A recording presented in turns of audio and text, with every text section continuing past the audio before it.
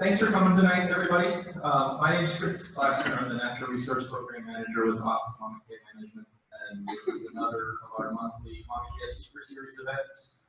It's a program sponsored by Imagining Astronomy Center, the UH Physics and Astronomy Department, and our office, the Office of Maunakea Management. And the focus is about Maunakea and the scholarship about Maunakea, and that happens on Maunakea. Tonight we have a special program with sort of a recap of something that happened 1 year and 1 month ago. Our talk tonight is, actually we have 4 speakers. I think, as I understand it, Mary Beth Laychak with Canada-France-Hawaiʻi Telescope is going to introduce the program, followed by Hokunani Sanchez and then Keilani Steele, talking about their research that they have done as part of the Maunakea Scholars program at Canada-France-Hawaiʻi and other telescopes, not just the Canada-France. And then finally, Doug Simons is going to wrap things up. And as I understand it, both Hokunani and Keilani have graduated from Honokaʻa High and are headed off to college in this fall. So congratulations to both of you. And with that, I'm going to turn it over to Mary Beth.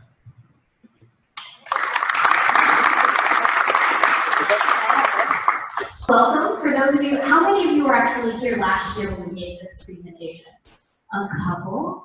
Yes, good. So welcome. My job at the Canada-France-Hawaiʻi Telescope is Outreach Program Manager. I also run the Maunakea Scholars program, and so I'm going to be talking tonight about the program, its generalities, what we do before I turn it over to the people who actually were able to conduct data and do their own research. So Maunakea Scholars is a student-driven research opportunity for Hawaii public high school students. And you notice I put some words here in blue, and these are the words that really emphasize the uniqueness of this program. It is student-driven, which means that the talks that you hear after me from Hoku and Keilani, I didn't tell them what they were going to observe. Their mentor never told them what they were going to observe. The research that they've done and that all of the students have proposed have come from their own wonderful, brilliant little brains. The other thing is they conduct their own astronomical research. This is not a program where the top award is getting data that's archival. The top award is using Maunakea observatories, collectively the best observatories in the world. Who are our students? We work with 10 public high schools spread around the state. They are a very diverse group, as you see here. Hoku and Keilani were part of the Honokaʻa Astronomy Club, so that's an after-school club, which means the students in that one self-selected. They're like, hey, we like astronomy, we like Miss English, we're gonna do Maunakea Scholars. They are my single best volunteers at the moment. Whenever I need a volunteer to do a solar system walk or anything, the Honokaʻa Astronomy Club drives that 15 miles. I'm going to miss them terribly when these do graduate. But that's okay, because I have new ones every year. We also work with more conventional groups, so earth science students, AP research classes. At Waikea High School here in Waimea, we work with the credit recovery students. So those are students who have decided, you know, science isn't their jam. And we've had tremendous success with this program with those students. It really gives them a sense that science is real. Science is more than just something that you learn in a book. We also work with students grades 10 through 12. So I started working with these two in their junior year. I started working with one of their classmates in her sophomore year. And the entire cohort at Kealakaʻi High School are all sophomores. So I will work with a lot of them for probably 3 years. But why talk about them when you can see a picture? This is half of the group from our Molokai, Maunakea Scholars cohort. The only reason it's half is, you know, when we were going to do the summit tour, Kilauea decided that it was going to start erupting. And that eruption led to some technical travel difficulties. We only had about half the kids from Molokai come over. Their parents were a little concerned about sending them to the volcano island. We'll talk more about that later. So these brave souls, this is their teacher, Mr. Mack, and one of their chaperones. They came May 19th and we visited SMA and CFHT. This is them on the CFHT catwalk. And you notice at the bottom again in blue, each school has the freedom to fit the program into the curriculums they like. much like I don't tell the students what to research, we don't tell the schools how to do this. And so that means that if I have to work with credit recovery students and earth science students and after-school astronomy programs, then I do. They all have very different needs, they have very different interests, they have very different resources, and it's my job to fit the program into their needs and how it works for them as opposed to the other way around. I'm very flexible. We can do however you want to make this work, we will make this work. So these are our schools on the Big Island here. We have Kohala High School. I realized I think the map cut it off because Kealakehi's here. Honokaʻa and Maunakea. On Maui, we work with Kealakehi High School, Molokai High School, Waipahu, Nanapuli, Kapolei, and Kalani. So these were our cohort last year. As you can see, in the first year of the program, it was Kapolei, Waikea, a couple of teachers, crazy idea. Then we doubled it. We brought in the Honokaʻa group, Kalani, and Nanapuli. So we work extensively with the Department of Education. I have an absolutely wonderful person that I work with there, Karen, who helps me find schools off island. And then Doug made the mistake of sending me and Karen unsupervised to a conference. So I came back with 5 more schools last year. And that was when we picked up Waipahu, Molokai, Kincaid, and Kohala High School, and Kealakehi High School. The Kealakehi story is actually fantastic. I don't know if any of you know Justin Brown, who's the teacher over at Kealakehi. I had approached him about Maunakea Scholars, and he said, that sounds great. I'm not sure.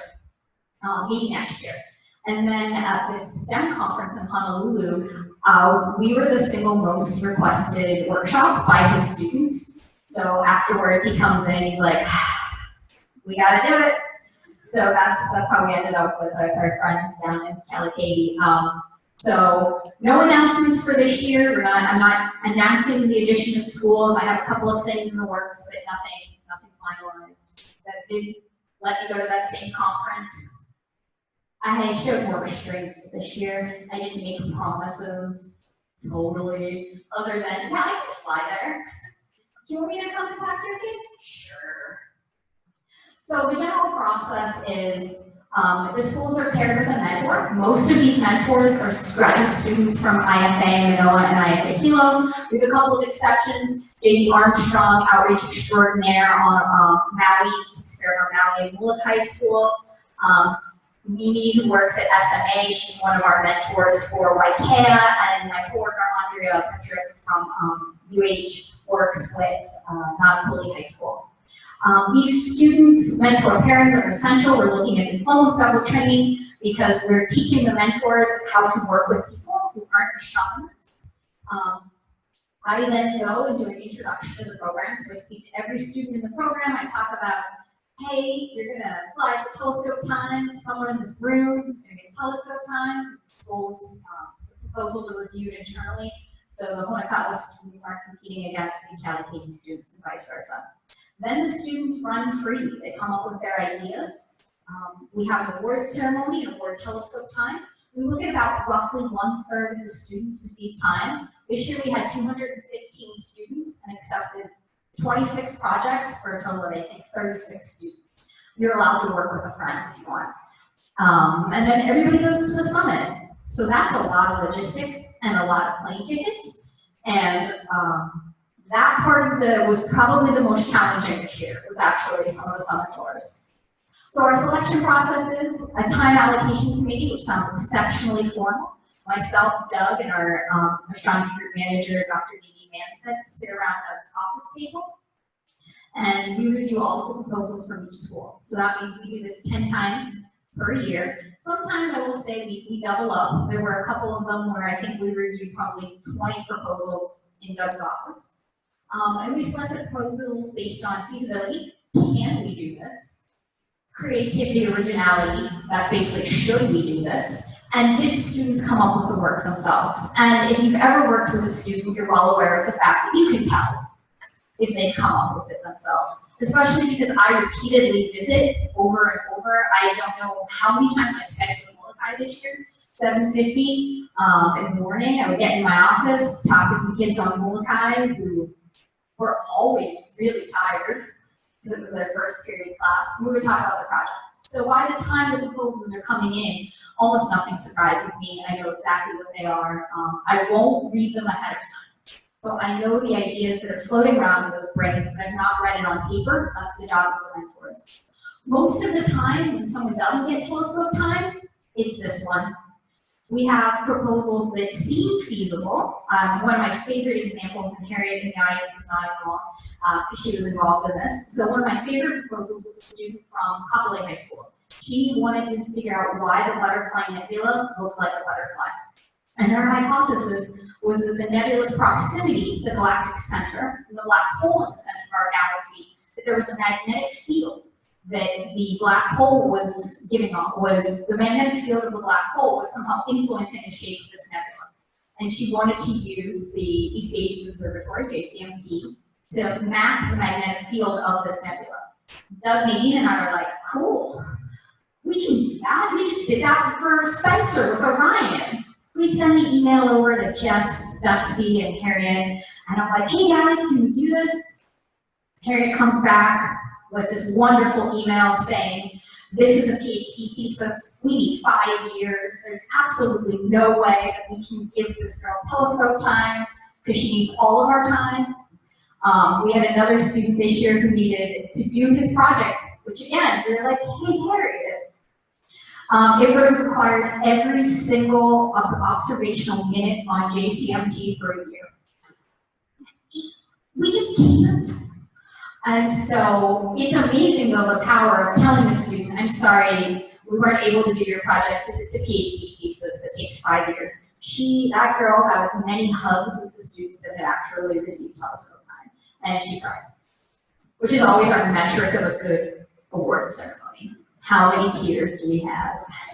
So this year, like I said, we had 10 schools, 215 students. I clearly know these numbers quite well because I was ready. Last year I realized that I went through and typed up all of the names of the students and the proposals, and I looked at that and I thought, oh no, that's way too much typing. So we're just gonna look at their pictures. This is my Honokaʻa crew. These girls, Kira and Shania, they were competitors the year before. They had the exact same proposal on the exact same topic, studying the Galaxy Zeplin 1. They put their powers together and received time at Subaru. And actually, we're having some frantic texts back and forth to see if we can get them to look at the telescope before they go to college. They observed from the Kilo offices of Subaru back in April. And then this is Keilani, who's going to be giving her talk later. Here's Hoku. Keilani, who's going to be talking about her second award-winning proposal. So she received telescope time 2 years ago with Hoku. Hoku's going to cover the results of that research. Last year, they observed 2 nights before their talk at Nebula. This year, they had an entire year to look at that data. And it's exciting, but I'm not going to steal her thunder. This year, she received time at the Keck Observatory. This is Keilani at the Keck. I was in Bordeaux. Much better time for me because I was observing at 12:30 in the afternoon, not midnight. So this is Carlos Alvarez from Keck, who's working with Keilani on taking their data. These are Carolyn and Caitlin from King K High School. This is Neptune. They're observing Neptune using Espérance and CFHT. Again, Skype. This is the crew from Keilani High School. We got Caitlin. Alyssa's looking at black holes. Caitlin, I don't remember which. There's 2 Caitlins. One's looking at, these 2 are looking at Jupiter. These 2 are looking at Jupiter, Neptune, Pluto. Sorry, these 2 are looking at Pluto. I have 26 proposals. They're looking at Pluto. He's looking at asteroids. They're looking at Titan and Pluto. Someone's Pluto. That was a big discussion at Gemini. Can we observe Pluto? These are our crew from Maunakea. So Skylar and Taya are observing galaxies, and Skylar is observing Sirius, the star. This is the super exciting picture. Everyone in this photo was this is the astronomy group at the West Hawaii Science Fair. Every one of these kids are mine. So we have students from Kealakekee and Honokaʻa. The first time Honokaʻa competed in the science fair, they had 2 astronomy projects. And these two didn't actually do astronomy this year, they're going to do astronomy next year. This is my summer intern, random aside. She's doing graphic design work for me. This is the group from Kealakekee that we just talked about.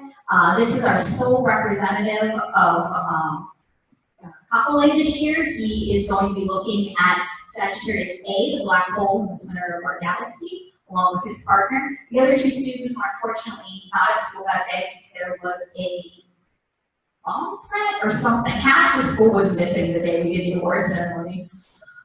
This is the group from Maunakea. So in here we have people looking at Neptune, we have Jupiter. It was a very hot year for Jupiter. We had a lot of Jupiter proposals. We've got students looking at galaxies. Here's Mimi and Jess as mentors. And this is the group from Waipahu. They visited Gemini first. And so the 6.9 earthquake, about an hour before this photo was taken, I think Gemini very sweetly, I have to thank Peter, Joy allowed the oxygen tank to leave Gemini because of the trauma, I think more for Doug and I than the kids, of having 5 students in Gemini when a 6.9 earthquake occurred. It lasted a really long time. They thought it was awesome. I think Doug was on the phone trying to get the magnitude of it. We were sequestered in the Gemini remote observing room for about 20 minutes while they did a building check, and then Joy and Alexis took super good care of us, but they let us take the oxygen unit for Lauren. This is the group from King K. We did a nice picture inside, but they wanted a picture outside. Again, a lot of asteroids. We've got Cepheids. We have the Quintons. One of them was looking at white dwarfs and how we know a star will be a white dwarf and how we know how hot they are, basically questioning the Chandrasekhar limit. That's cool. So the summitors, as I've alluded to, this was not the best year. If you're familiar with Maunakea astronomy, you're familiar with this was not the best year. Waikea and Kalani got weathered out. Iniloa stepped up in a huge way because I don't know if you've ever looked at the prospect of telling 2 bus loads of students that they're not going on a field trip. So we took them around all of the observatories. They stopped at Gemini, they stopped at IFA and Hilo, they stopped at SMA. Then we took them and saw Hokunani. They thought it was the greatest day. There were bentos. Kalani, they were the last group to see the volcano before it erupted. And the winds were 70 knots at the summit, so we couldn't go up. So they went to the volcano. Unfortunately, King K had to cancel due to the volcano. The decision was made way above their heads that they weren't going to be able to travel. Kapolei visited us and EAO. Waipahu visited CFHT Gemini. Honokaʻa visited CFHT and EAO. Molokai visited CFHT and SMA. And the wrinkle of working with sophomores was this was before the age limit was switched. We had too many students at Kealakekee that were under 16. So they decided just to wait until fall. So this is just some summit tour photos. This is last year, the Kapolei group at Subaru. This is on the East EAO catwalk with Jess Dempsey. She likes to wear her Antarctica shirt, I think, when she does tours with students, so they ask her about it. This is our non-coolie group from not this year, but the year before. Most of these girls, first time on island, first time on an airplane, first time they saw snow, and inadvertently offended the snow. They're like, oh, can we stop? It's Kirby, jump. And they're like, we haven't seen snow before. So we stopped after I apologized. We're in Pittsburgh, snow. Here's the Waikea group from last year underneath IRTF. So a 3-year summary, we have 10 schools in this 3 years. We've worked with about 350 students, 43 winning projects, and 12 mentors from UH. So a big thank you to the director of IFA, Bob McLaren, sitting there for pretty much letting me borrow graduate students whenever. And stay tuned for for 2018, 2019, that is going to make some exciting announcements about how we're looking to expand the program in the future. So with that, I'm assuming if I do the next slide, it's Hoku. Okay, so then we'll switch that and we will turn the mic over to Hoku. Aloha, everyone. Family. Hi, my name is Hoku. Cameron and I got telescope time when we first began Maunakea Scholars about 2 or 3 years ago. As you can see on the left picture right there, that's when we first got our first telescope time, and this was us at the State Science Fair in the beginning of this year. And how far we've come. To be honest, when we first began to write a proposal, we didn't write it until like a couple nights before the presentation. We had to turn it in. And it's not because we didn't want to do it. There was this question that was asked. If we had a question about anything else in the universe, what would we write about? That's like asking, what do you want for your birthday? Or where do you want to go and eat dinner? It was very, very difficult. And we actually went with one of our first questions that we had when we first discussed it a month back. What's inside the dark nebula? And we went with that. We wrote the proposal that about wanting to research star formation in dark nebulas. And that's what got us this telescope time. And it's probably one of the most proudest moments in my life. So let me first tell you how I got into Maunakea Scholars. It's actually kind of funny. I was in a rocket club with Miss English, which is probably the best science teacher in the world. And she pulled me to the side and said, "Oh my God, Hokunani. With that name, it would be so funny if you joined Maunakea Scholars." Because the name Hokunani means beautiful star. I've been in Maunakea for 2 years now. That's how I began. So this is my whole high school life in Hojan, and Maunakea Scholars had everything to do with what I've done here. So this is our first group photo of Honokaʻa High School, and our first year with Maunakea Scholars. Up there is when we saw this photo earlier, but when we were at the State Science Fair on the west side of the island. And Maunakea telling me, I didn't expect there to be an astronomy there, but I actually texted Mary Beth one night and I just asked her if she could come over and just talk astronomy with us. And surprisingly, she came over, and it's probably one of the best supports I've ever had in my life, because you just came over, and that was really awesome. And being a part of CFHT for 2 years, I actually got an internship at Keck Observatory. And when I first began to work at Keck Observatory, I was terrified of the question, who do you like better, CFHT or Keck?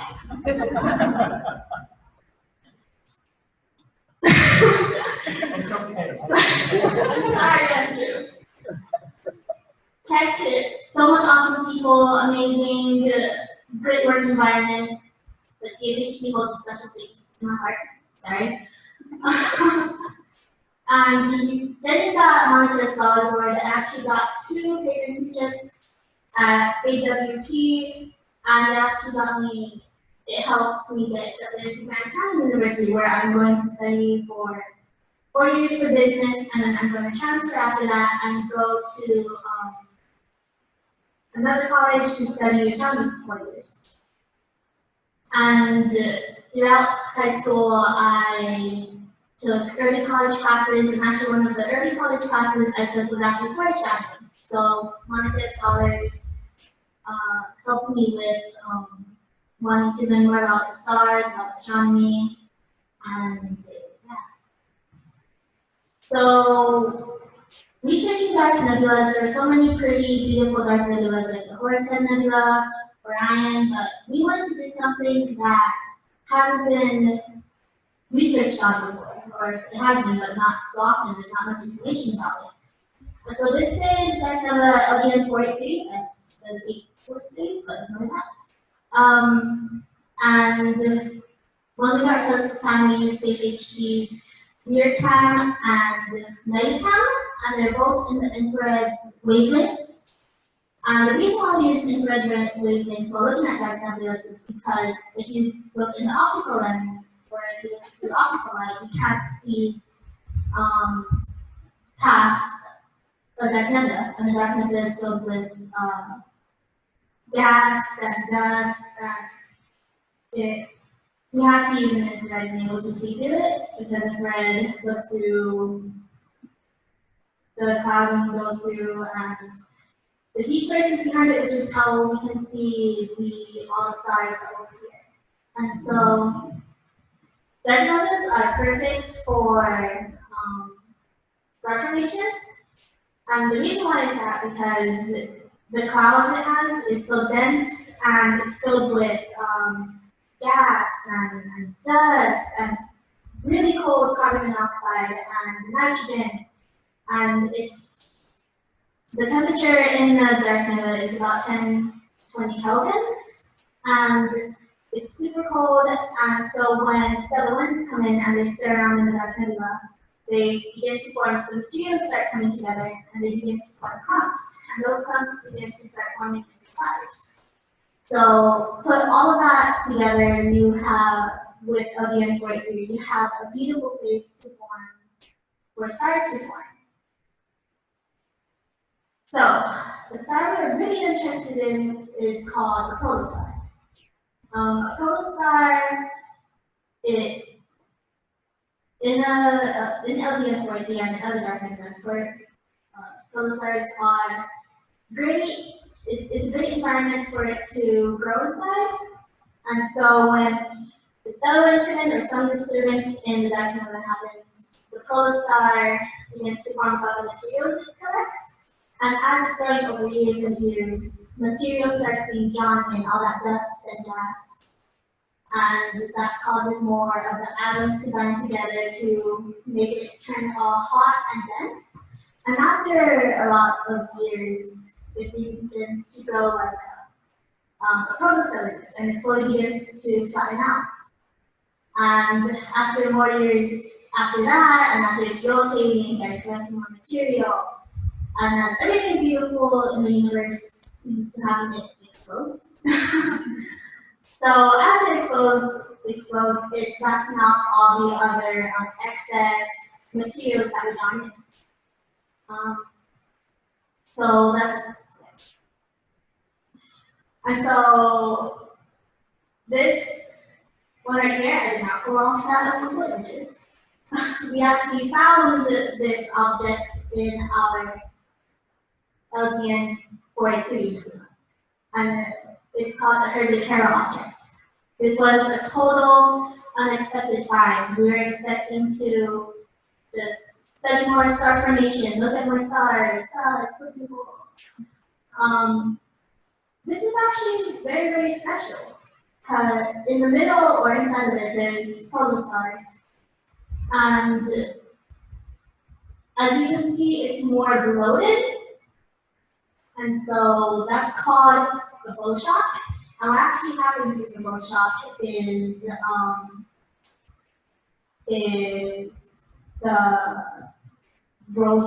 one of the wavelengths rounds up with the rotational velocity, I think it's called, and it gives it that sort of puffy stuff in it, which makes it look more bloated. And it's actually called the bow shock because when the bow of the ship hits the waves, it begins to the waves begin to go on the sides of the ships, and that's how it's got its name. And it's actually funny that you mentioned Butterfly Nebula, because that's a very funny bird there.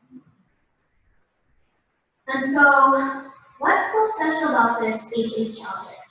Well, right there, that's a regular HH object. As you can see, it's more symmetrical, linear, and it's nicer looking. And ours is not symmetrical. It is more bloated. We don't have symmetry And as you can see in there, there's like these little knots in it, while up there, it doesn't have any knots. And as you can tell by the jet streaming out, we hypothesize, or we can tell that it's actually rotating. And HH objects actually are in other nebulas as well. Usually they grow in with other nebulas, like an there's usually more HH objects around that, but we haven't gotten to research more around that area. And as you can see here in the Orion Nebula, there's actually an HH object right there, and I believe that's one right there. So it's very, very different and more special than this. So what else is special about this object?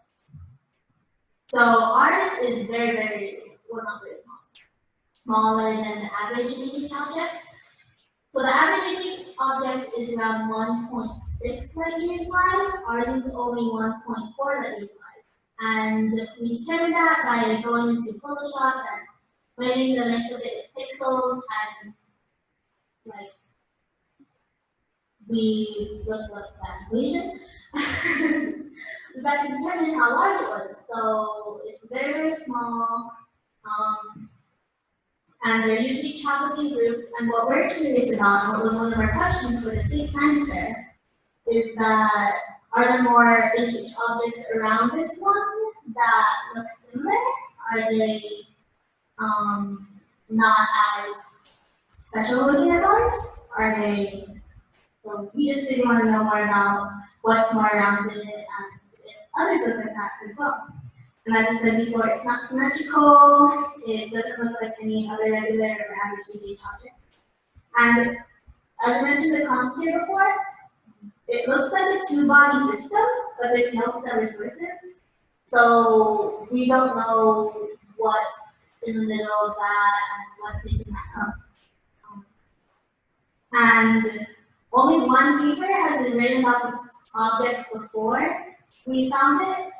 So there's very little information. We don't know much about it. And I hope that when we both get to college, that we can go and look back on memories and just start looking at this object again and researching it, and hopefully get time at CFHT again, right? So all of this in a nutshell. Maunakea Scholars has been with us all throughout high school since the end of sophomore year, I believe. It took us places. We were the first Honokaʻa high school students to place in the science fair, the Hawaii Science Fair. We were the first ones to go to states in Oahu, and they supported us every step of the way. They lit an inspiration for Shawnee for both Keilani and just thank you, Doug and Mary Beth, for making high school so awesome. And being native Hawaiian as well, just learning more about our sky and learning more about just hopeless. It's really inspirational. I hope that after I come back through college or after college, that I can come back and see Maunakea Scholars and look at all the other students who applied that telescope time, because with TMT and everything, I hope, personally, I hope that students admire it more and they learn more about science and about the sky and the navigation system that their ancestors came upon. And just thank you for making everything, this experience so amazing. And thank you.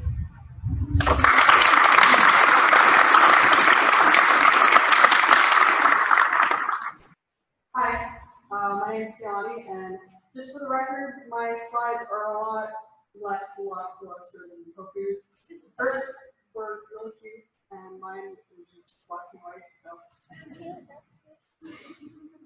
Just for the record. So I'll be telling you about my experience with Maunakea Scholars and its dark matter overall. So first we'll do a little background. What is dark matter? It's an incredibly hard question to answer with the current knowledge we have.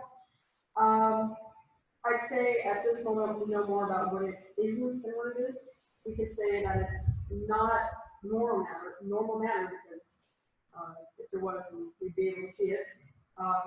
So that just basically means it doesn't give off electromagnetic radiation, so we can't see it in visible light or infrared or radio waves. We can't see it. And it's not antimatter because antimatter annihilates normal matter. And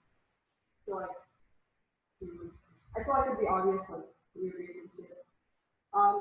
So dark matter is theorized, or it is the second most abundant material in the universe. It's 5 times more abundant than normal matter. And dark, as it implies, it doesn't necessarily mean that we can't see it like visibly through visible light, but we just can't see it through any electromagnetic radiation on the spectrum. So it just doesn't give off any light. And I guess we know that there's dark matter through indirect means. We can see light bent through gravity of objects that aren't there, which is called gravitational lensing, which if you ever look at black holes, you can see like stars around the outer rim of the black hole, and that's basically just the fact that black holes are so dense and heavy that it distorts what we see. So yeah, that's just gravitational lensing. And stars orbiting around the galaxy, there are stars that are orbiting around the galaxy much faster than it should be. And dark matter interacts with our universe only through gravity. So that can be why stars are going much faster than they should be. And without it, it's theorized that galaxies would fall apart and stars would spin off into space because the gravity from the dark matter doesn't hold it together. And when adding all the visible matter within a galaxy, or just all the matter in the universe, the combined gravity is not enough to hold everything together. So that's one of the reasons why we think that there's another factor in there, that would be dark matter. And the AMS, the alpha magnetic spectrometer, which is it is a particle something, I forgot, I'm sorry. But it's attached on the ISS up in space. But they found close to 500,000 positrons, which is theorized to be it is the antimatter particle to electrons, but it's theorized to have come from dark matter. And it's at a specific energy that would suggest to observers that they were created when dark matter particles collided and annihilated each other. At the very beginning, like around the dawn of time, I believe. And what we see around us, what we feel, what we touch, what we smell, feel, touch, the same thing, sorry. But it's called baryonic matter, and that's all around us, and scientists speculate that dark matter is composed of non-baryonic material. And scientists theorize that dark matter is made of WIMPS, which is an acronym for weakly interacting massive particles, which are hard to detect because of their weak interactions with normal matter. So there are a few techniques for detecting dark matter, or trying to detect dark matter at least. There are particle colliders, such as the Large Hadron Collider, which I'm sure most of us are familiar with. Cosmology instruments, direct detection experiments, such as XENON, which is basically scientists are trying to make xenon particles and these WIMPs interact, and Zeplin, warp, etc. However, this is sort of where I come into play and where Maunakea Scholars comes into play. There is a technique. I think it's not relative. It's not new, I guess. But so scientists are able to tell the material surrounding celestial objects radioactive groups. and that's important, but I'll get into that. So this technique is determining the velocity of dark matter through ancient stars. So basically, we're just using really old stars to detect dark matter and figure out its velocity, how fast it's going. Ancient stars have a lower metallicity, which means they're just made up of least heavy metals because at the dawn of time, there were just these like basic elements that are much lighter than heavier metals, and obviously. But ancient stars are theorized to mimic movements of dark matter. So it serves as a visible speedometer for dark matter. And it's theorized to mimic movements of dark matter because it's said dark matter is said to be composed of such light material that it cannot interact with normal material. So if dark matter is that light and ancient stars are made up of light metals, then that's, yeah. So the process of going on using, I shouldn't say using, but of signing up with Maunakea Scholars and all that. So I wrote a proposal on basically just theorizing the velocity of dark matter through ancient stars. And at the award ceremony, I was like really surprised. I felt like since it was dark matter, something that we know very little about, that we can barely even just, we don't know if it's there or not. I mean, I just didn't think that my proposal was going to get picked because it just seemed really complicated. But it turns out my way of going about detecting dark matter was feasible. That it worked. I mean, it was something that we could do. So yeah, I was really overcoming emotions during then, and I was just very surprised because I mean, it's dark matter. What are we gonna do with it? You can't. I don't know. But yeah, so I got telescope time with Keck, which was also very surprising to me because apparently telescope time for Keck is very competitive. Even a lot of PhD students, they can't even get telescope time with Keck. So I was very surprised that it was with Keck. Because in my proposal, I didn't really specify what instrument to use because I didn't know what to use. So yeah, so I ended up using DEIMOS with Keck, which is a deep imaging multi-object spectrograph, and dsimulator, which I'll get into real soon. So actually, before we got to observe, I got to visit Keck and see how dsimulator and how DEIMOS work, and I actually got to drive DEIMOS, which is really cool. I got to drive telescope. It was cool. But and dsimulator, okay. DEIMOS, you need to insert this little slitmask, which is this. This is my personalized, I guess you could say, personalized custom slitmask. But I'll get a little more into that.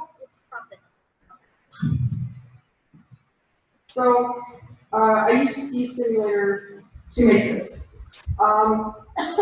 So basically, through dsimulator, we would pick a target in the sky, and then we would pick a bunch of stars, and then guide stars are really important as well. But and then we would just create this image, or not image, but we would pick a bunch of stars, and then we would send the file up to the guys up at the telescope, who will then create the slitmask for you to use on observation. And this was all with the help of both Carlos Alvarez and Evan Kirby at Caltech, which actually Evan Kirby did, I would say similar, but I think he did like pretty much the same exact thing as I did. But he did this about 10 years ago. Yeah, he was, when we wrote about my proposal, he was really interested. I have to thank him for helping us because I think he, okay, sorry. He helped us pick the stars and helped us pick the guide stars, which is, well, the guide stars, they aren't, sorry. We picked 60 to 70 stars that we would be observing in the Draco Dwarf Galaxy, and which these stars are really old. And again, old stars have low metallicities and they're light, just like dark matter is thought to be. So, yeah. And then we picked guide stars, which are not within the galaxy, that are much closer to us, so that the light will reach us faster than light in the dwarf galaxy, so that we can make sure that our slit mask is aligned and that we're, looking at the right part of the sky. And yeah, it's just basically to help just to make sure, so we don't like collect data on something that we didn't intend to. So what we were looking for was calcium triplet lines in spectra, just to, because calcium is a very light metal, or just light element in general. And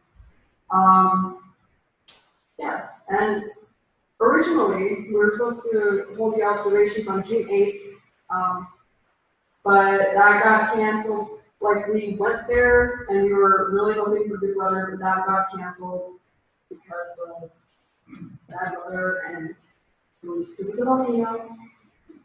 Yeah, so we were pretty bummed out about that, and I think Keck's schedule was pretty packed, so we weren't sure if we were going to get another time in, especially since the Draco Dwarf Galaxy, just like LTM 483, the thing that Hokunani observed the other year, it's a summer object, so that means we can only see it in the summertime, and it was due to, I guess, disappear from our site in around August, I think, yeah.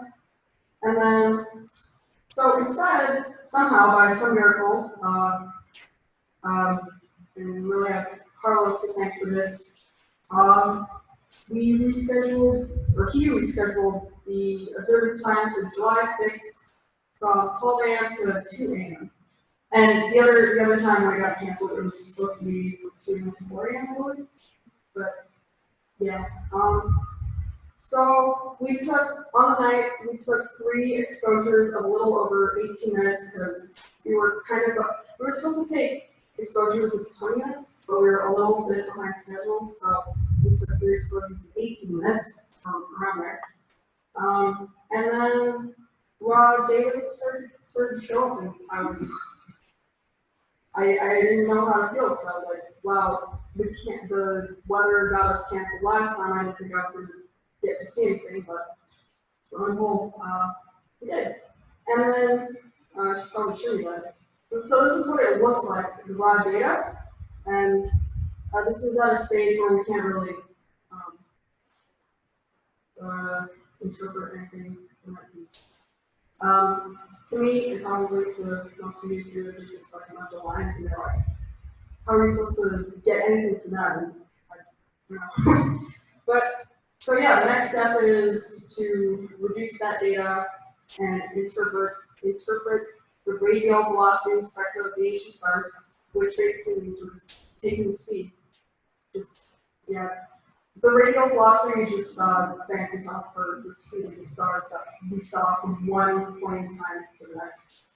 But yeah, the data still needs to be reduced, and I think I'm getting help from that from my mentor, Ashley Chantos from Mauna. She's a graduate. She's been helping. She's had to decide, but yeah, she's nice. But yeah, that's the. I guess I should explain. These lines are Yeah, I don't know how to explain it. They basically tell us what the stars are doing. So like certain or elements give off a certain spectra, which is like a rainbow, and then if we like, I guess put like a little slit over it, we would see like only certain colors for certain elements, and we were looking for the calcium triplet lines for our old stars. But yeah, and yeah, as you can see, I only have one picture out of my whole slides, but okay. Oh yeah, well, I have some slides too. Oh yeah, trials and tribulations. This was a really good reminder to me that even professionals have a hard time sometimes. Like, you know, they're pros, you think that they're not supposed to make mistakes, but they do. It's not, I guess it's not really mistakes, because some jobs you can't really afford to make mistakes, but they do run into complications every now and again. And one complication we had a few. One of them was just like a little malfunction in software. So I think it was the night that we were originally supposed to observe. We had like afternoon checkups, and we were supposed to make sure that everything was running right. It's a good thing that we have these afternoon checkups because something went a little wrong. But so we were supposed to be taking pictures like through DEIMOS, and we're in that picture we were supposed to see like a few like, lights, but we didn't. And we thought it was something covering the instrument, but it was just a malfunction in the software. So Carlos fixed that while I went home to eat and sleep. And then we came back at 2, and yeah, that was when the bad weather struck. And like it looked okay at the beginning of the night, like it was still pretty bad, but it started to get worse towards the end of the night. And due to like regulations to keep the telescope safe, we had to close it, and yeah, it just meant that we couldn't observe that movie. And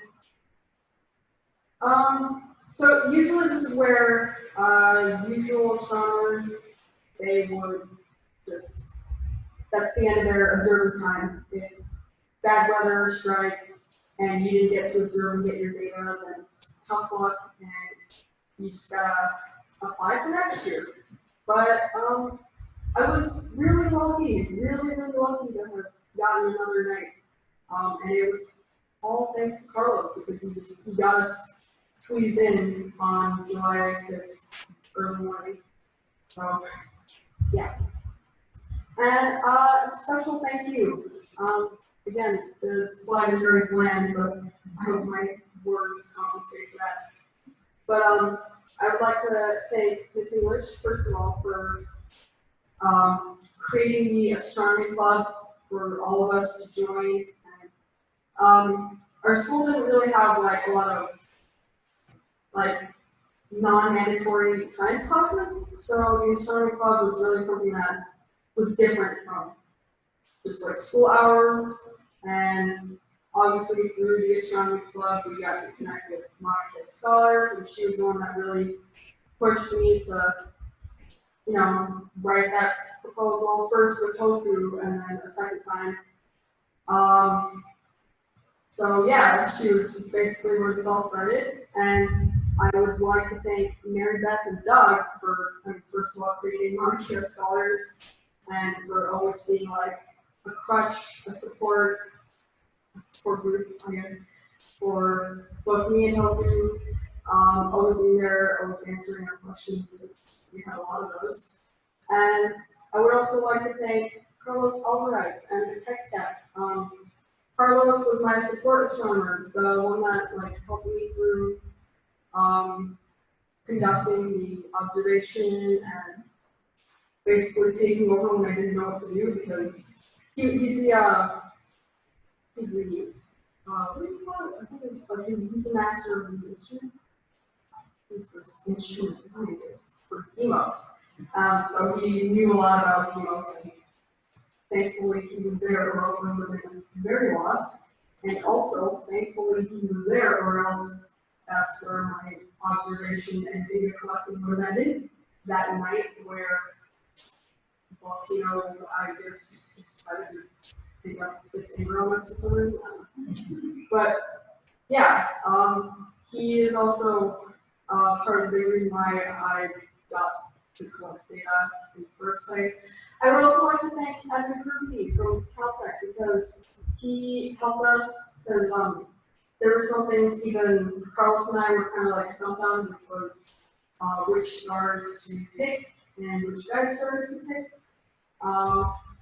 He took the time out of his day to guide us through making the slitmask, because when he did his observation 2 years ago, it was actually in 2010.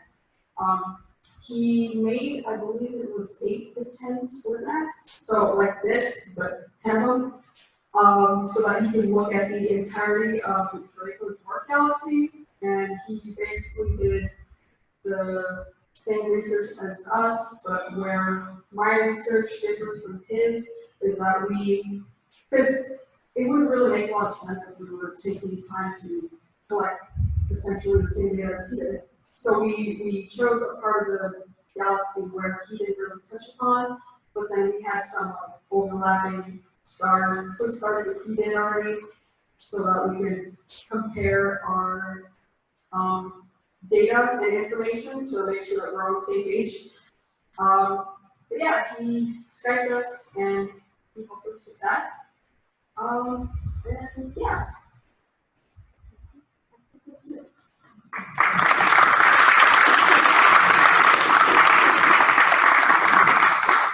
Okay, I will wrap it up tonight with a dozen or so slides. First of all, I thought those were really good presentations. Obviously, I'm super proud of what they have done to sort of close out their research career as high schoolers with Maunakea observatories. And it's kind of interesting, particularly in Keilani's case, you heard her refer to astronomers outside of Hawaii, and this is recurring more and more as we get into each observatory. They network into other international astronomers, and the reaction is always, I want to help. It doesn't hurt that they get some extra data in the process as well. But that's one of the many unplanned things about Maunakea Scholar Program that we have learned in our youthful first 3 years or so as it expands out. So I'm going to give you a little insight into, first of all, the focus that we're having tonight, and give you sort of a personal perspective on my relationship to these kids. What I call laying the tracks, and then that's kind of a segue to a few announcements I'm going to make tonight about the future of the program, which is going in some kind of interesting directions, none of which we predicted in the first year. That is the nature of the program. It's kind of why it's so fun, because we're not quite sure where it's headed on any given time, but it seems to be always going in a good direction. So one of the things I want to touch upon, I really like this graphic, is the notion that these kids are part of a much, much bigger tapestry in our community. And it is fundamentally all about discovery and exploration. And this is something that I will really resonate on later on in the presentation. You'll hear as well from one of our guests tonight, and that we are, in a very real sense, cultivating a generation of explorers and a community that has a rich history of exploration. It's a different type of exploration. It is one that has tremendous potential impact on society over time. This is how I was introduced to the Honokaʻa Maunakea Scholars. This is from the North Hawaii News. First thing that struck me was the altitude gradient. And then there's the cliff here with Allison off to my side there. I couldn't remember the names at the time, but just the size of these kids and the fact that they were so enthused at that first award ceremony. And I didn't realize the caliber of the talent that we had embedded in the closest school to CFHT across the entire state. Just never know what you're going to come across through this. So you saw that before. This is a very proud moment as well, as you heard Hoku point out that this is the first time Honokaʻa's ever sent kids to the state science fair. ever. And this picture, which is I think you've seen it in every presentation, because it resonates for all of us, but this, so I've got a whole library of videos and photographs the past few years. And when this came across my cell phone, because Mary Beth was up at the West Hawaiʻi Fair, I was doing East Hawaiʻi Fair, getting ready to make an awards ceremony there.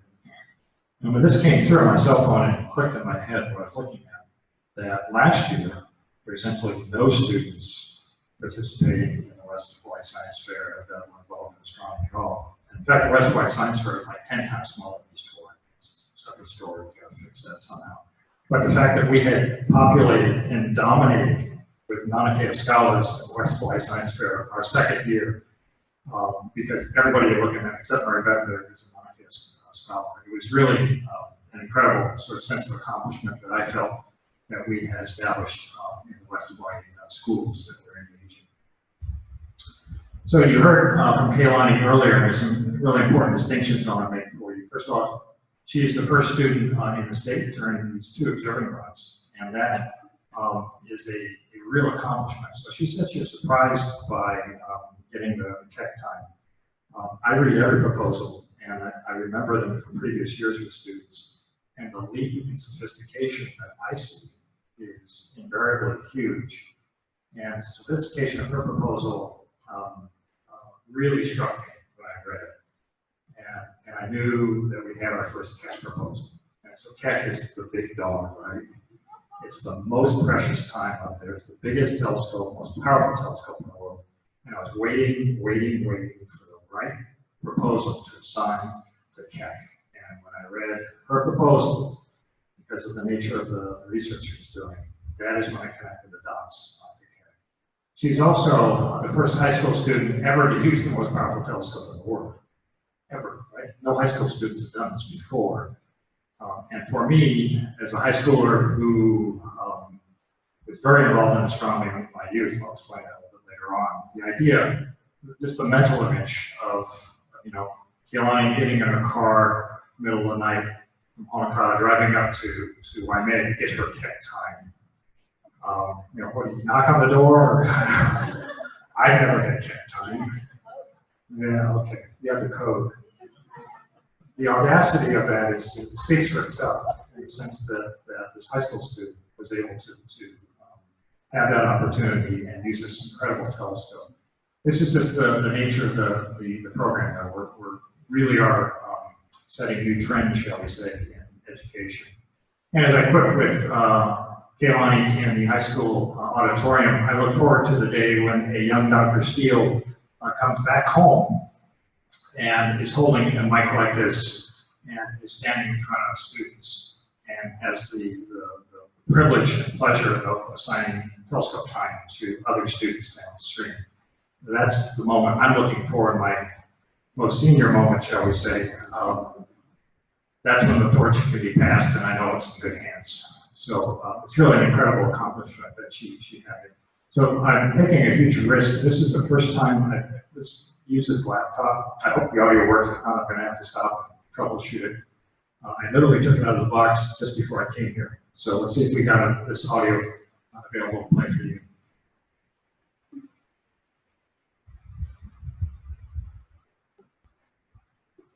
Well, back here at home, a recent high school graduate is making quite an impression on astronomers, having earned time twice now to use the largest telescope in the world.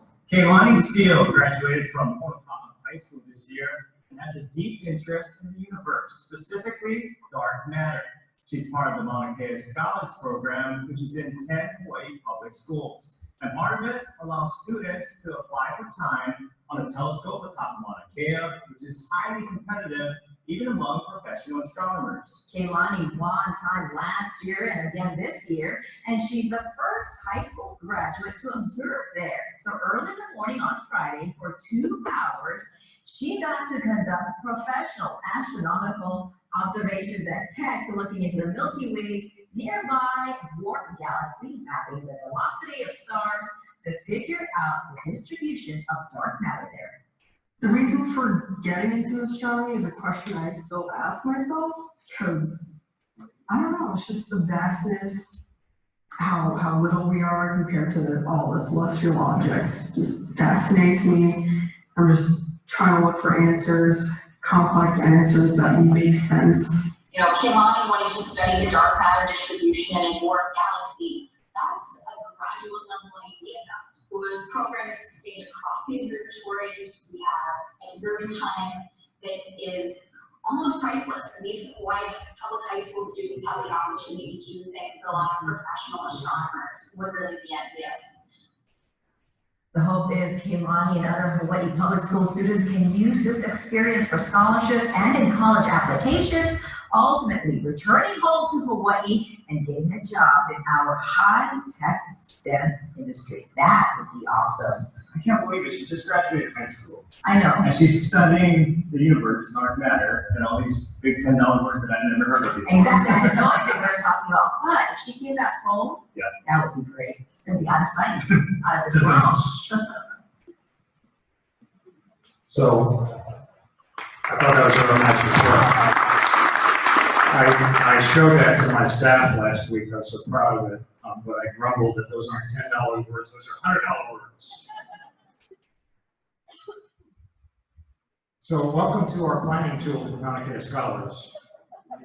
We are constantly designing on the fly, basically building this aircraft while it's flying or laying the tracks, as you see here, just in front of the train.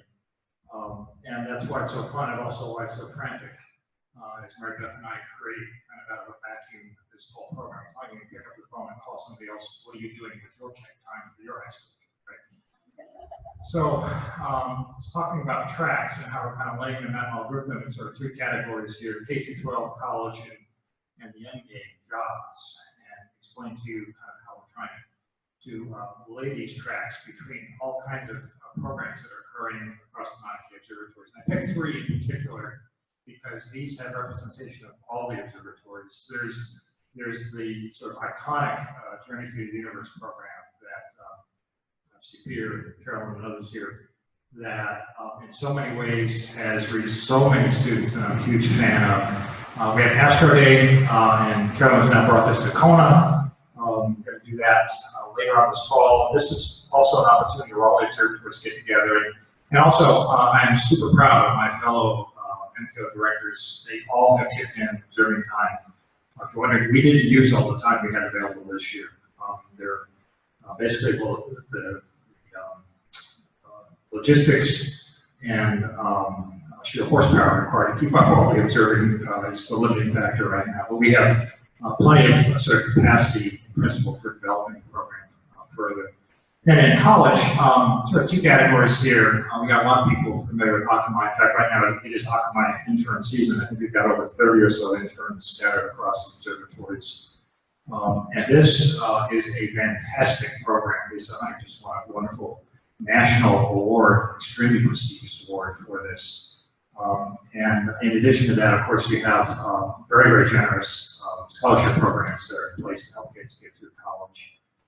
The statistic I like to share about Akamai is about 80% of the kids who go through Akamai not only go on to get their degrees in STEM, they go on to get a job in STEM. If they don't do that, it's about 25%. So they're more than tripling the number of kids going through and succeeding to actually get a career in some STEM field. So we are very strong supporters of that. And at the end of the day, it's all about getting jobs, right? Sort of a message to my fellow directors who are very much in the same camp. It's not just enough to hire local, hire young and local too. It's important to transmit that message back after they graduate. If you know they're Facebooking, tweeting, what have you, I got a job, and they need to transmit that back to the others back in school. So here you see Callie and Cam, they are UH-ELO astronomy majors. And they have the chore of single-handedly piloting CFHT at night. They are remote observers, straight out of UH-ELO. And yes, they look young because they are young. It's kind of scary, the amount of responsibility they have at night. That's right, I sleep okay. So here's Eric. He went to HCC, and he was an actual Akamai intern at CFHT. Got his degree at Hawaii Community College and ran Parker School IT. And then when an opening came at CFHT, we hired him, and now he's running chunk of our IT program right now, CFHT. And we also have one of our lead engineers, Wendell there, who we hired straight out of UH-Mano with a master's degree in mechanical engineering. So none of these had any training in astronomy, but the reality is the value that they bring, because we know they want to stay in Hawaii, as opposed to others who we might fly in and run the risk of not necessarily wanting to remain in Hawaii as engineers, is extremely high. So here's another person who's actually gone K through job as well and has an extremely special and precious role, and basically serves as an incredible role model these days. So let me run a little video for you. Get my computer to wake up.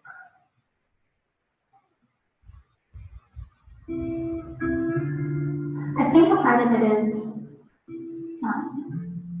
honestly, I ask myself that question all the time.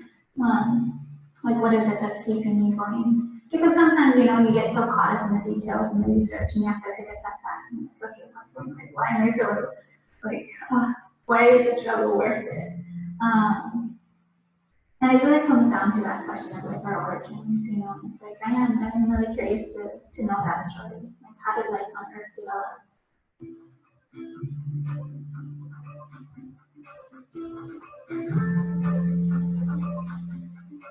My name is Hokunani Sanchez. I was born and raised in Pahoa. I'm in Hawaiʻi.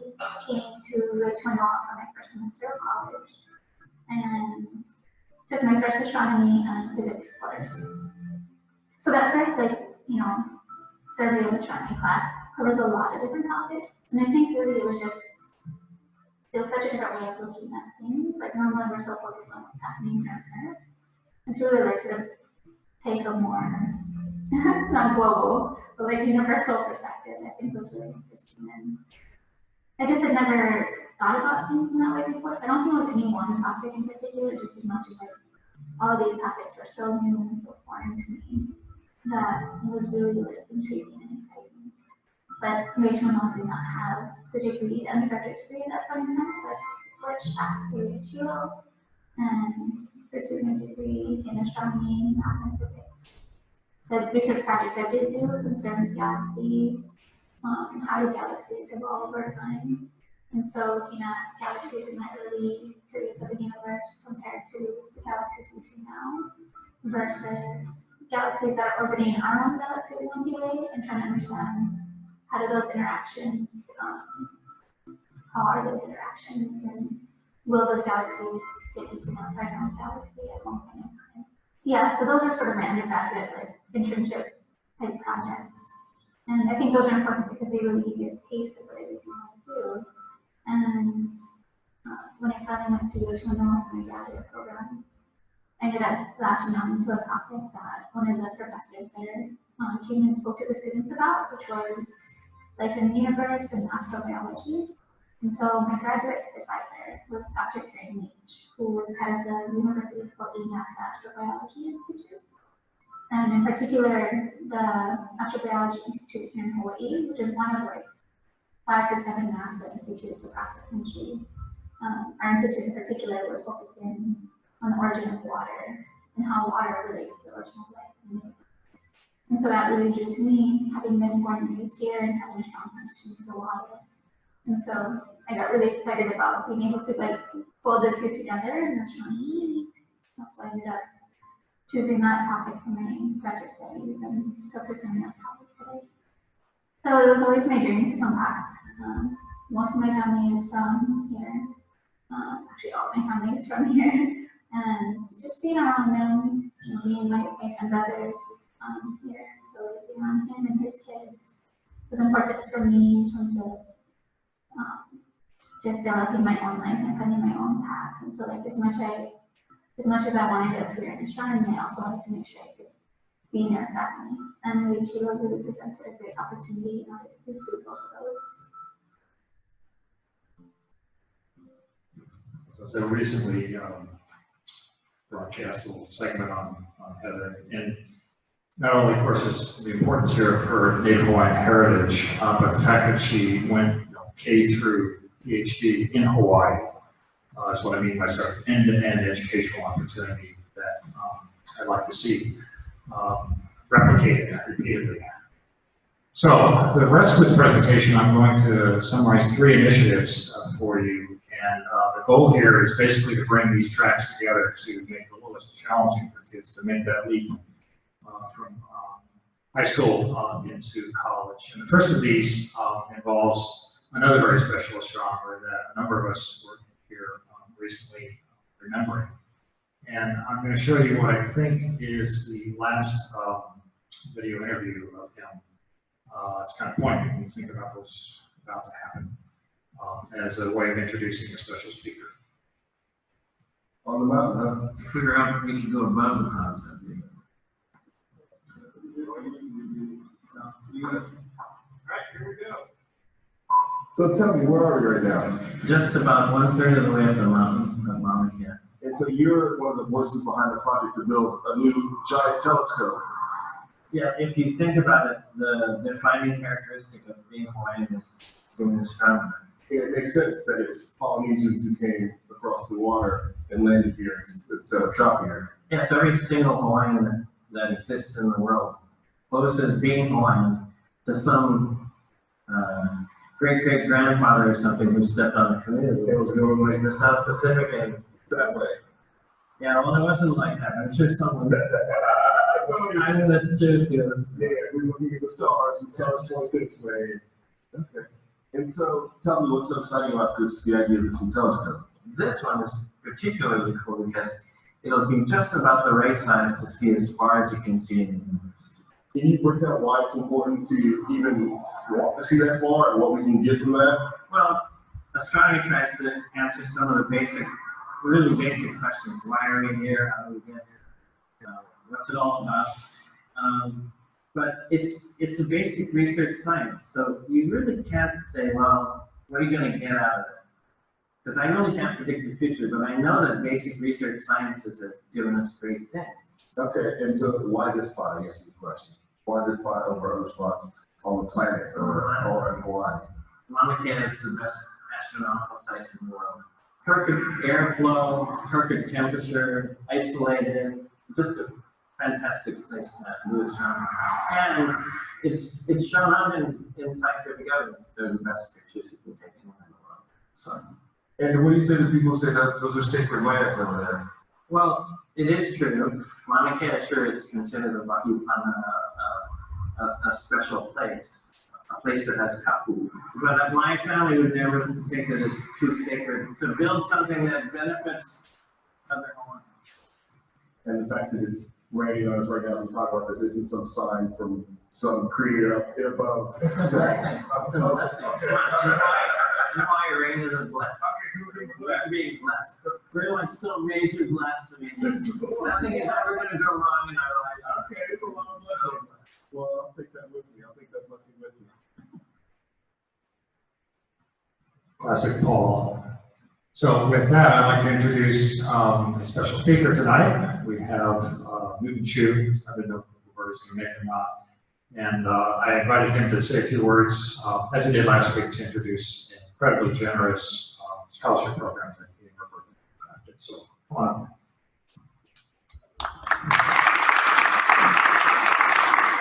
It's hard to follow these 2 young ladies with how impressive that high school graduates doing such research. Okay, so let me try to give appearance here. Paul Coleman, first Native Hawaiian astrophysicist, recently passed away, January, unexpected. I met Paul many years ago, and I can't remember where. I think it was the Journey Through the Universe thing. And then over the last couple of years, I'm a lawyer. I've worked with the SWIO, Native Hawaiian Led Group, that intervened in the 30-meter telescope proceedings to say that, hey, there is also a Hawaiian voice that speaks for what Paul is talking about, the continuation of the cultural tradition of exploration. And so we wanted, my wife and I felt it was important to honor Paul So we created, or endowed a scholarship at UH and UH NOAA for undergraduates of Hawaii high schools. Are you listening to me? Graduates of Hawaii high schools to pursue a degree in physics and astronomy. Okay, we thought it was very important.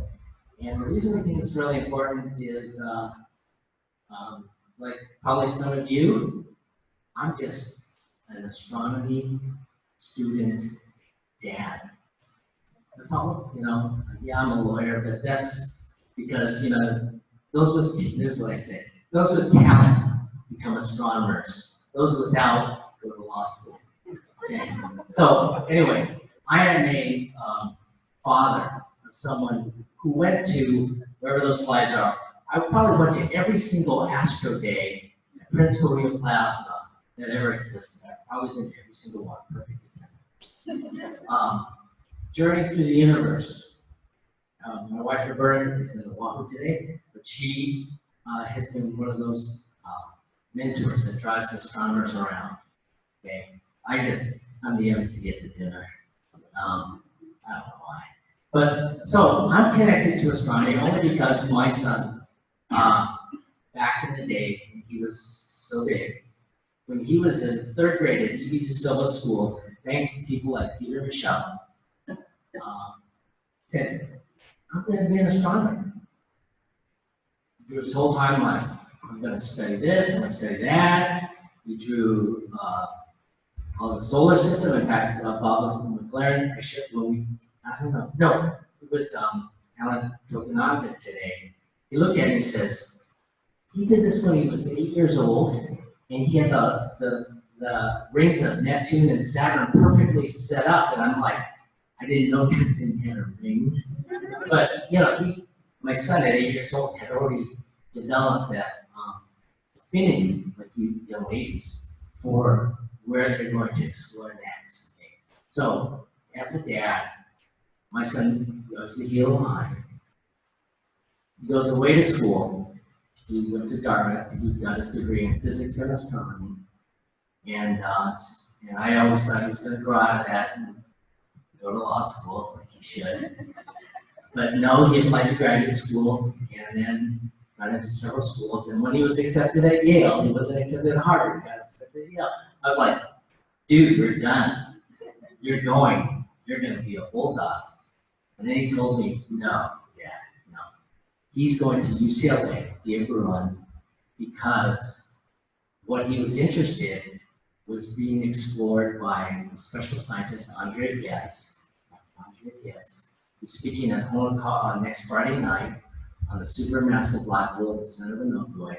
So my son wanted to study in that region and talk about the stars that are circling Sagittarius A, which I've learned is a supermassive black hole at the center of our Milky Way. I didn't know that a couple years ago, but I know now. So my son's going to study that. He'll be home next week. Hopefully, you can meet guys. He'll be at Keck doing research. So we are really blessed to be just parents of children. My daughter, the daughter's a little older. She's a doctor. She's a physician, so I guess she's okay. She didn't become an astronomer or a lawyer, so she's still okay. But we're so blessed to come here to Hilo and have my kids grow up in the public school system, attend Astro Day, and she attended it as well. Journey through the universe and get mentored by people in our community in the sciences, and just growing up right, having great science teachers, and feeling that need and that culture of exploration, asking the tough questions, seeking the tough answers. Paul Coleman embodied that because for the 16 years he was in Honolulu as a professor at IFA, he was a true mentor. Dr. Heather talks about him as well when we talk. Paul, his nickname was Gruff, mentored a lot of students over his time. But you know, he was away for a long time.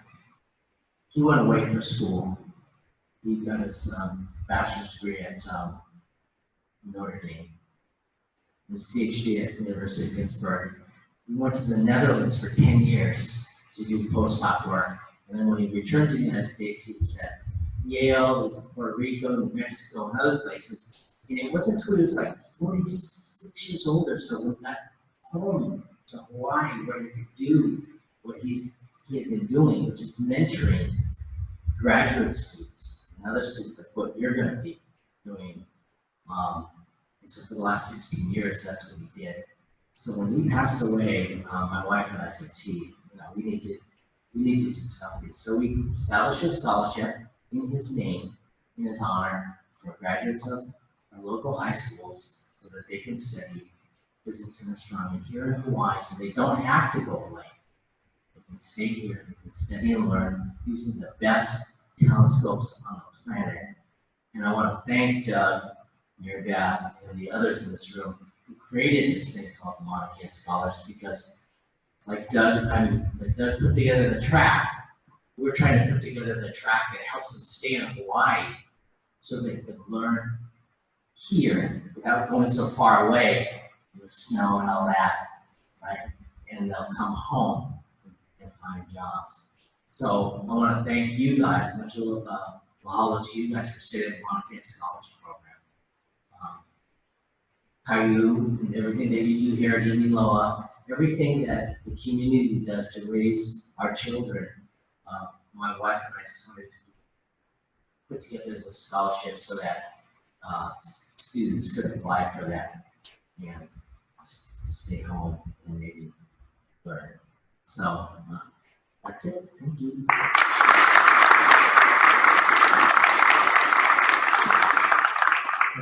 So you forgot one data point. The value that you have created the scholarship is $35,000 contribution from Newton and Roberta to jumpstart the endowment.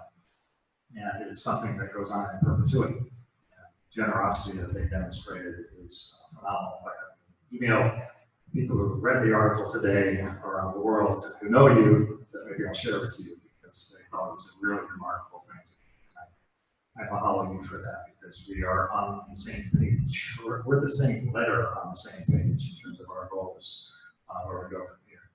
So where we go from here, this is announcement number 2, and this is a completely new dimension for Maunakea Scholars. We are partnering with a program called Manoa Academy. You can see this banner from their webpage. Mary Beth and I were actually over in Greater Manoa yesterday at sort of a kickoff meeting with the leads there. And this is a pretty cool program that has all kinds of interesting knock-on benefits here on Hawaii Island because it's, I understand, it's the first time it's come to Hawaii Island. So we within Maunakea Scholars will partner with UH in a new way. We're already partnering with the mentoring team. And what this means in particular is that starting this school year, students attending Hawaii Island schools hosting Maunakea Scholars can take at no cost UH online astronomy classes, receiving college credit in the process. So we anticipate this to be pretty popular and an opportunity that kind of allows them to take coursework that they're interested in that probably isn't available in high school. I actually don't know of a single high school that offers astronomy. I was telling somebody that for me, in high school astronomy was at best 2 pages of a general science book, and the rest of it I just picked up from magazines, Sky and Telescope, basically. That's what I learned a lot from. So these are the 4 schools here that on Hawaii Island that are going to be part of it. Question mark, we think we have enough money for a 5th one. You can lobby if you like for who you think should be that 5th one. I've been beat up repeatedly over a particular Hilo High. We need to get their attention though to be able to establish the program there. It's also going to be available in the the Oahu schools that are already registered in the Manoa Academy. And those are Kalani and Waipahu. Okay. So mahalo to Hawaii Community Foundation. This is made possible by a $50,000 grant that we received a few months ago that is making it free for the schools and for the students. We cover all costs. We'll cover books, registration fees, the sort of overall, let's call it a tuition, if you will, to cover expenses for the teachers. I think Mary Beth wants to even hire some local TAs, so you'll have your in-class support there as well. It's a pilot year for this, so we'll see how it goes. I'm very optimistic that it's going to be well received there. here across Hawaii. And it's got a lot of interesting knock-on effects, like I said. So every one of these schools that, thanks to Maunakea Scholars and these other parts of the program we're putting together, they now can have any student in that school apply for any enrolled college program that's already part of Manoa Academy. And there are about 2 dozen or so, from geography to Hawaiian studies to economics, etc. So it actually has tentacles that go in all sorts of directions for these high school kids, that they can actually get these sort of college classes in a variety of topics, even if they aren't particularly interested in taking the astronomy class itself. So enrollment actually has got to be buttoned up by October 1, I think is what we decided. So things are going to go at blue light speed. We learned this yesterday, and the classes will start, I believe, in January of 2019. We'll go through the spring of next year. So, like I said, we never predicted that. Long story, I'll spare you the details as to what led to this. But it's just another kind of neat way where you're putting together, philanthropic money, the university program, the infrastructure behind Manoa Academy, the infrastructure behind Maunakea Scholars, and other bits and pieces to assemble a completely new dimension to the Maunakea Scholar program. And the last new announcement to offer you is something I thought about doing for a while, but we decided to go ahead and drive it forward, and that is what we're calling the Hokunani Scholarship. And this is something that is actually very complementary to what Newton and Roberta have set up, but it's got its own little twist to it. So starting in 2019, the Maunakea Scholars program is going to sponsor this new award. If you're wondering, Hokunani means Rising Star. This was blessed by Uncle Larry himself. We had a meeting. I wanted to make sure we got it right. So if you got an issue with this, Larry Kimura now owns this. So starting next year, we will have the Hokunani Scholarship awardees awarded to one or more top Maunakea Scholar seniors interested in pursuing a career in astronomy. So remember that track. This is intended to try and make it easier for them to jump from high school into that critical first year of college. All seniors receiving observing time are eligible to apply, so that's quite a few, and a selection will be made in the spring of each year, and you'll have the sort of usual requirements. Great point. All the parents in there will know, with college kids, know what EFC means. It's a dreaded number, expected family contribution. Caliber of the program that you completed as a Maunakea Scholar, and an essay explaining your interest or desire to pursue a career in astronomy. A little bit different from Newton's. When I set this up, I thought this could be applied to Devin when he went away. So you can use it any school in the world when awarded. So we wanted to sort of give that flexibility, and then you come home and you use his scholarship after that, because this is only applicable to get you from high school into that first freshman year of college. So for students attending UH Hilo, yeah, I forgot this one, or Manoa, we actually have some sort of add-ons to this program, including for the first time, we're going to assign you a mentor to be able to help you sort of make that leap from high school to college. And I think it'll be a pretty neat way for kids to be able to associate themselves with the Maunakea observatories going into their sort of undergraduate career as astronomy majors. So I remind you of this little guy as a demonstrator, in that we are constantly laying those tracks out in real time before the program or the training necessarily goes over them, the program goes forward. And one of the really cool things about Maunakea Scholars, particularly as the guy who's in charge of it, is I can do anything I want with the rules at any given time. Don't really care. So I'm going to go ahead and bend and in some cases break these rules. Turns out we're not waiting for 2019. We are going to actually start, get this to go now. And I'm going to waive another rule. We don't need this pesky essay thing. I'm thinking standing up in front of about 50 people with a presentation as high caliber as we saw is easily worthy of waiving that particular rule for our fancy new Hokunani Scholarship program. So without further ado, I'm going to announce the actual first winner. By the way, nobody knows what's going on right now. Give you a heads up. First winner of the Hokunani Scholarship Program is our very own Keilani Steele.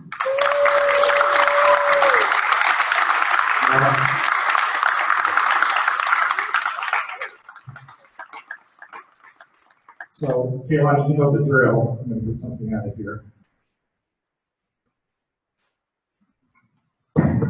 You have a collection of these frames. This is your third. And while you are gathering that in, I'm going to project on the screen what is in that, read it off for everybody so you can share it with you. So it says here, the scholarship is awarded to Keilani Steele for outstanding accomplishments in the Maunakea Scholar Program, including being the first student to receive 2 allocations of observing time in the history of the program, first high school student to use the most powerful telescope in the world to conduct research. Maunakea Scholars Program is delighted to award to Keilani Steele a $10,000 scholarship to be used at the college of her choice to advance her ambitions in the field of astronomy. Congratulations.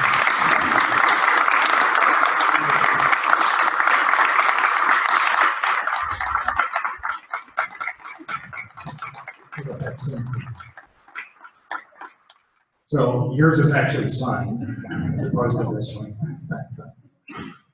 It was an easy call when I recognized what we're setting up and the opportunity to just jumpstart the whole program here and now with what Keilani's been able to accomplish. So it turns out we're actually not done with this particular award. Let me introduce you to your mentor. I don't know if she made it yet or not. She's going to try. She got double booked. So this is a particularly special and unique person in Hawaii astronomy. Has to be my favorite observatory director who we've assigned as your mentor. None other than Dr. Jess Dempsey. She's the director of East Asian Observatory's Spain Maxwell Telescope. And she has a very important role, not just here in Hawaii, but in global astronomy. So she sets an incredibly important example, not only of women in science. Jess is one of the very few directors of an astronomical observatory in the world. She's demonstrating that she leads the field, not just participates in the field. And this, for young women, is an extremely powerful message that she transmits all the time. She's very good at it. She recognizes the unique role that she places, or she's placed in the community here and worldwide as well. So you can actually have an interview live on TV on Sunrise. This is Lori, one of our astronomers with her the same day that this was the front page of the Hawaii trip. My batteries are running low. This is Jess when she won the Women Who Mean Business Awards a couple of years ago. That was a first. This is normally something that realtors and bankers get. So the observatory director come in, like, oh man, what just happened there? And then I did some Googling around. Mary Beth mentioned this, but she's also a veteran of working at the South Pole, including in the winter at the South Pole, which is about the worst thing I can think of doing, but she survived that. I couldn't find a picture, but you know, Jess is most easily described as kind of a real badass. She was also a bouncer in a bar. And then she really went off the rails and got a PhD in astronomy and came over here to be a director of an observatory. She's an incredible person, and when I asked her, she said, this is my first pick, would you be willing to mentor Keilani if she sticks around here on Hawaii Island for her college work? She, of course, said yes immediately to that. But she also said, well, where's she going to live? So what do you have in mind? So she immediately offered that you are welcome to stay as the resident of EAO's guest residence. It's about 5 minutes away from UH Hilo. So the implication being you're going to UH Hilo. We figured that you probably wanted a place to stay, so you don't have to shuttle back and forth necessarily between Honokaʻa and Hilo. I think Melania is there now, so we'll let you work that out. But this is, I'm pretty sure, nicer digs than a college dorm, and the combination of having, you know, sort of access to a world-class observatory director as your mentor, and I believe that's enough if you go to UH Hilo to cover books and tuition and a whole bunch of instant ramen noodles on top of that that you can eat in your residence there but it's just walking distance of UH-Hilo. So I think you're basically covered for a while if you want to go to UH-Hilo, but you can use that money wherever you want to go to college. So congratulations, Keilani, on that. It's great job.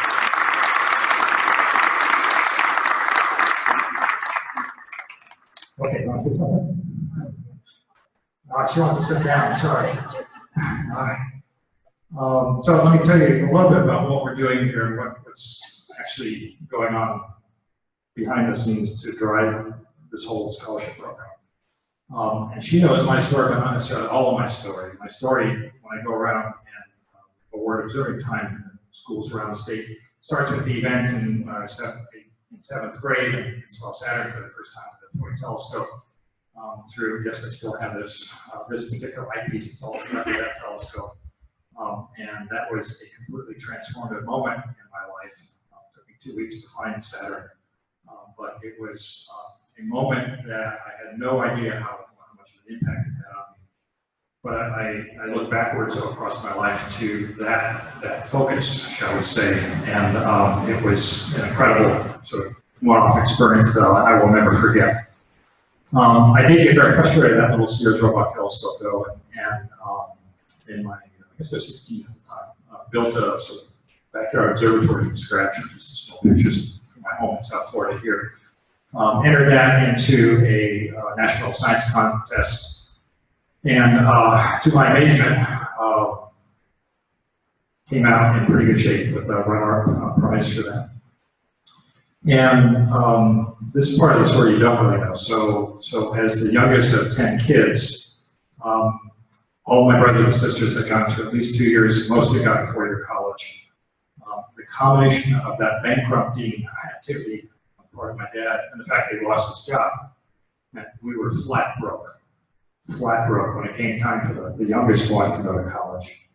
And I was deeply passionate about trying to pursue my future in astronomy. So I won $10,000 for what I did in a high school setting in astronomy. Sound familiar? A little? So I committed to pay that forward. And you're the first of many, many to have that paid forward. I couldn't think of somebody who is more deserving, more worthy than you for what you've been able to achieve in this program. And I look forward to the opportunity to do that, not just with you, but I know who's coming up next. I've got an army of kids that are going to participate in this program.